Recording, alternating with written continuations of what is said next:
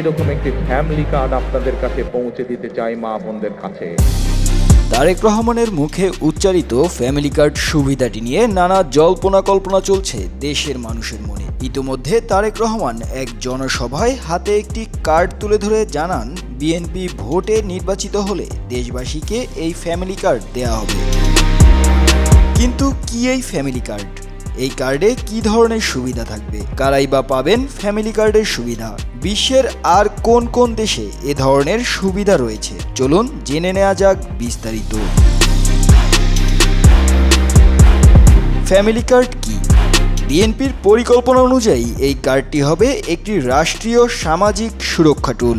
এটি মূলত পরিবারের মা বা গৃহিণীর নামে ইস্যু করা হবে। প্রাথমিকভাবে দেশের প্রায় 50 লাখ দরিদ্র ও স্বল্প আয়ের পরিবারকে এই সুবিধার আওতায় আনার পরিকল্পনা করা হলেও পরবর্তীতে পর্যায়ক্রমে দেশের সকল পরিবারকে এই কার্ড দেওয়ার কথা বলা হয়েছে।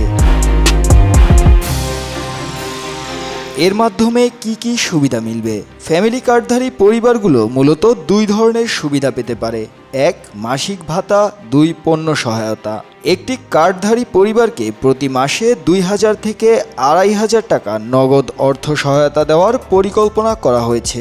নগদ অর্থের পরিবর্তে বা সমপরিমাণ মূল্যের নিত্য প্রয়োজনীয় খাদ্যদ্রব্য যেমন 25 কেজি চাল, 5 কেজি ডাল, 2 লিটার ভোজ্য তেল, লবণ ইত্যাদি সুলভ মূল্যে কিংবা বিনামূল্যে বিতরণ করা হতে পারে।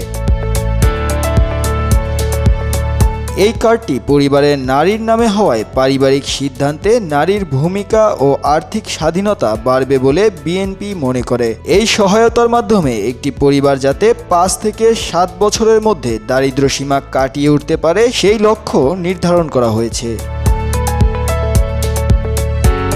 বিশ্বে প্রচলিত একই ধরনের পদ্ধতি। বিশ্বের অনেক দেশেই দরিদ্র ও মধ্যবিত্ত পরিবারকে সহায়তার জন্য এই ধরনের কার্ড বা সোশ্যাল সেফটি নেট প্রোগ্রাম চালু আছে। তুরস্কে দুস্থ এবং বিশেষ করে শরণার্থী পরিবারগুলোর জন্য কিজলাই কার্ড প্রচলিত আছে।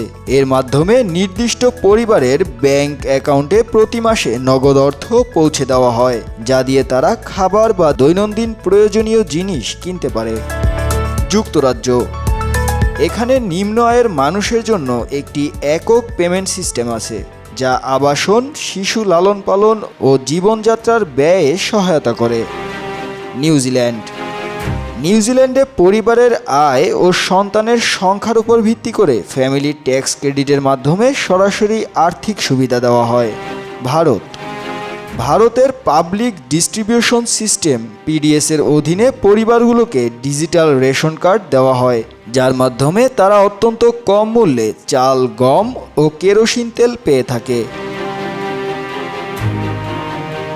বর্তমানে বাংলাদেশেও সরকার প্রায় 1 কোটি পরিবারের জন্য টিসিবি স্মার্ট কার্ড চালু রেখেছে, যার মাধ্যমে সাশ্রয়ী মূল্যে পণ্য কেনা যায়।